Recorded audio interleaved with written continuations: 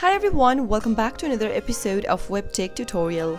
In today's video, I'm going to show you how to view transaction history on Coinbase. Keep watching the video till the end and don't forget to subscribe to our channel if you've not yet. Also, press the notification bell icon so that you'll never miss another upcoming updates from us. If you want to view purchase history or transaction history on a Coinbase using your iPhone, first open up Coinbase application. Make sure that you're logged into your account. If you don't have an account yet, before you begin watching the video, use the referral link in the description box to create an account for yourself. This would benefit our channel's growth without costing you anything. Now let's proceed further. After you open up your Coinbase application, in order to view your transaction history, scroll down from the main homepage and right under watch list on your dashboard, find the cryptocurrency that you want to view the transactions for. Let me select this Bitcoin option over here. Now proceed to Bitcoin wallet on the next page by tapping on Bitcoin. In this page, you'll be able to scroll down to see the entire transaction history for this particular cryptocurrency. If you're interested in a particular Coinbase purchase, simply tap it on and it will take you to the details page of that purchase. That is how you can easily view your transaction history on Coinbase. I hope the tutorial was helpful to you.